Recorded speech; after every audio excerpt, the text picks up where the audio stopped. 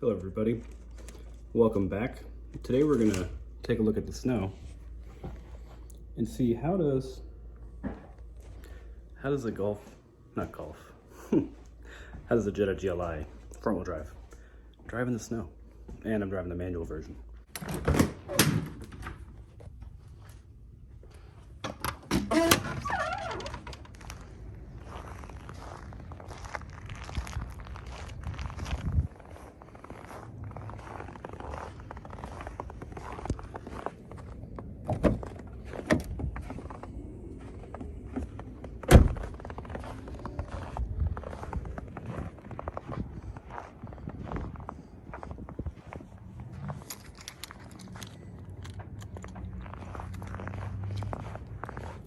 One of the annoying things is that if you want to leave your car running and turn it off, you have to take off this clip. There's no hole to put the key in, so you have to get the key out from this thing. It's pretty common these days, but other cars have a hole in there to make it easier, and this one does not. So there's no easy way to do it, especially not one-handed.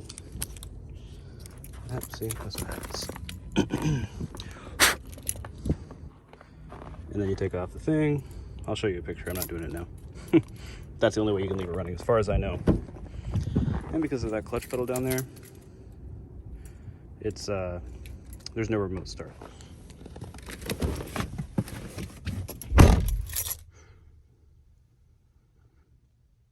All right, let's get it started.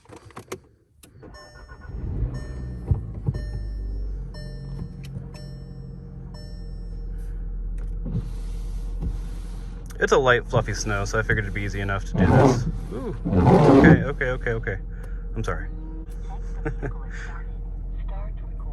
Start recording, go look, thanks.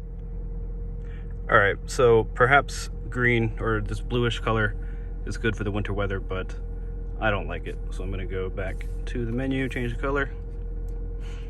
Vehicle settings, ambient light. Let's make it a better color for driving in the snow. Maybe this lighter blue, how about that? That'll do. All right. So, nice feature for the winter time. It has heated side mirrors. This is the S, Autobahn S. As you can tell, there's no digital gauge cluster there, but it'll heat up the rear mirrors. Of course, it'll also heat up the rear windshield, and it has a defroster in the front, heated seats, so that's nice for winter weather. But biggest thing is going to be the manual transmission, and how does it drive with front wheel drive in the snow. So let's go over that.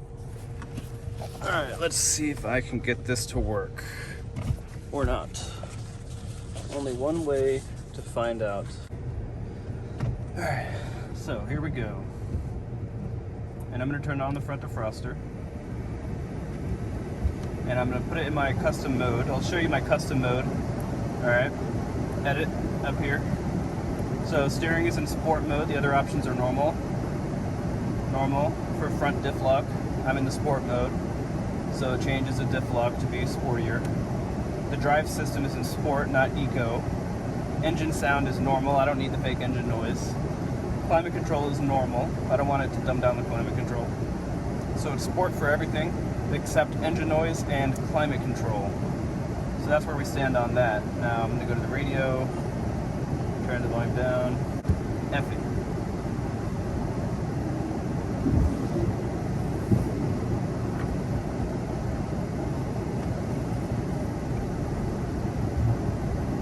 Alright, so right off the bat, I have pretty new tires on my car. The biggest thing when it comes to driving in the snow, there's two factors I would say. Number one, it's going to be your tires. That's the biggest impact you're going to have to how well your car drives in the snow. I have pretty new tires because it's a car with 8,000 miles, and the tread is deep enough to let some of the snow be pushed out of the way through the treads so that it can kind of grip and find grip. So for that reason, it's obviously going to handle pretty well in the snow off the bat.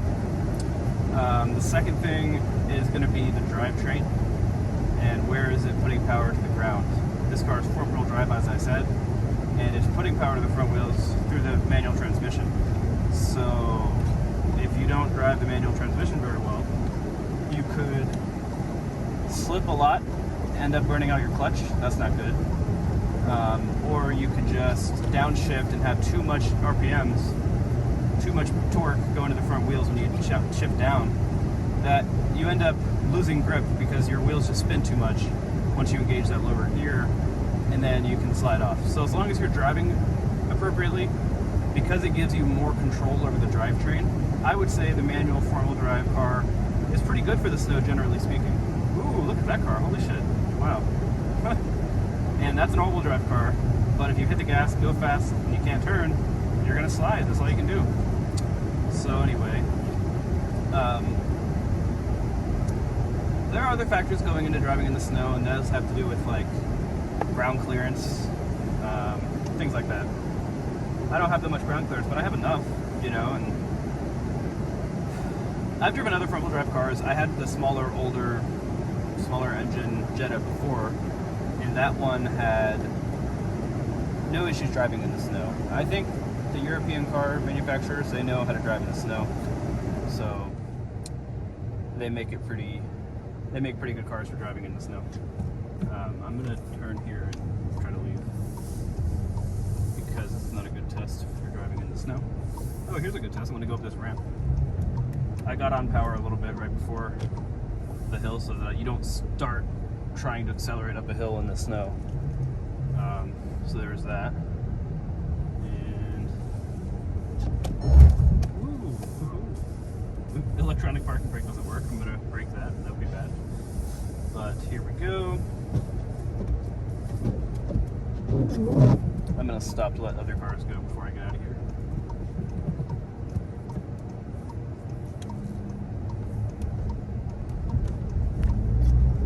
Alright, so I want to show you something else that this car has. It's hard to say, does this car drive well in the snow, like compared to what, you know? It's not going to be practical advice for anybody. Really, the answer that I'm trying to give here is, if you get a Jetta GLI, will it be useless in the snow, yes or no? And the answer to that is no. It works pretty well in the snow compared to cars like it, you know? But if you want a car to drive better in the snow, and if you live in a place where there's a lot of snow, you might want to get a set of winter tires and wheels, you know, like a smaller diameter wheel with more rubber around it, better for the snow. So you can just switch them out every season. I would not go against that idea. I think it's a pretty good idea. But just basic as it is from the factory, it does pretty well. The real test though is going to be getting up this hill. So let's go try that out. Downshift in first. This is what I said, you gotta go into first. I have a lot of torque. I don't want to go too aggressively into first gear.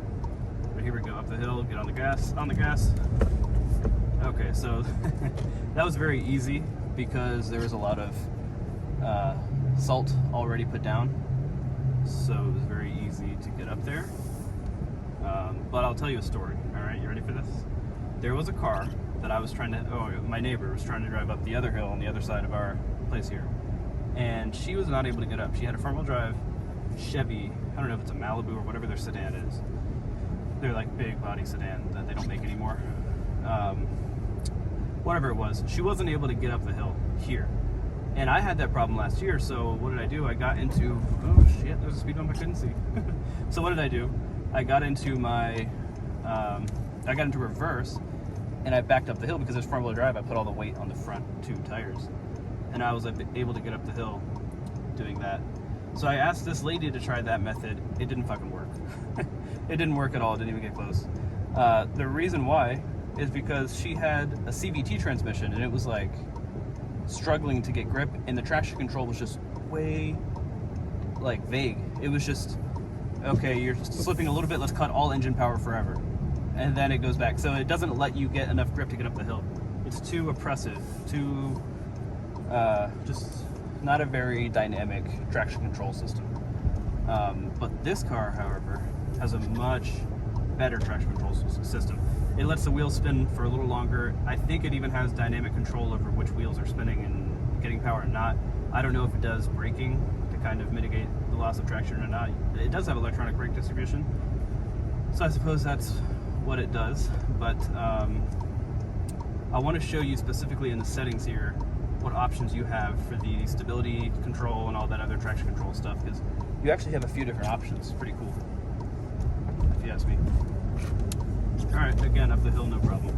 That, I had a little bit more of an approach against a slippery slope there, and I had more snow on my tires, so I got a little bit of speed enough to get up the hill, and it worked out pretty well. So that was a pleasant surprise. I'm gonna back in now here. Backup camera, you can kind of see it.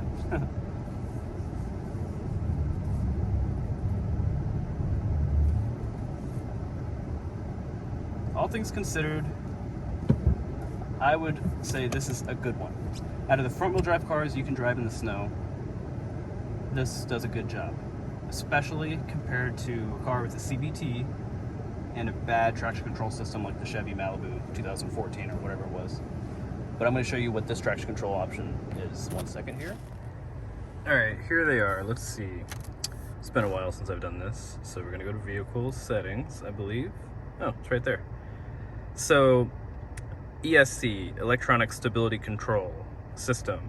ASR off or ESC Sport. Active Stability Restraint. I don't know what ASR is, to be honest. I know what ASMR is, I think. I don't know what it stands for. I'm just joking. I don't know what ASR is. I gotta look it up. I'll put a thing right here. What does the ASR button on the Volkswagen Jetta's dashboard do? ASR stands for Anti-Slip Regulator. ASR uses the anti-lock brake sensors to determine if one driving wheel is spinning faster than another due to a loss of traction, overusage of the throttle, too much power for the road conditions, etc. In Volkswagen's case, the ESP system works in conjunction with the anti-lock braking system, ABS, anti-slip regulation, ASR, as well as components of the electronic differential lock, EDL, system to get proper traction during extreme conditions. Okay, that's what it means. ESC, Electronic Stability Control Sport Mode, allows it to be, it basically allows you to slip more than the default. So the fact that you have an option for Sport is pretty cool, because what you don't want to do is turn it off completely and then go drive around recklessly and then you overdrive for your skills and you crash your car. This allows you to have fun, but not too much fun. So I think that's pretty cool. Oh, also, that's the button. I was trying to look to show you guys that. When you hit this button, it turns it off, and it shows you that traction control is activated now. I'm gonna hit the button again, and it turns it off. So ASR is deactivated. So that's just the traction control, which, you know, inhibits the throttle input. The engine kind of turns off and doesn't allow you to use too much throttle. So you can disable that with one button here, and then every time you start the car, it'll automatically be activated again. But then, like I showed you already, I'm just gonna recap that real quick. And here you have settings for sport mode. So it still gives you some stability control. It's limited, and it limits some of the safety features, but it allows you to drive with a limited version of the stability control.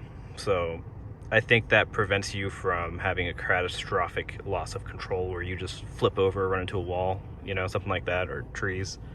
So it's pretty cool, and it just goes to show all the systems in place in this car that will help you drive in the snow. But just to recap, a car with higher ground clearance like that one would be better.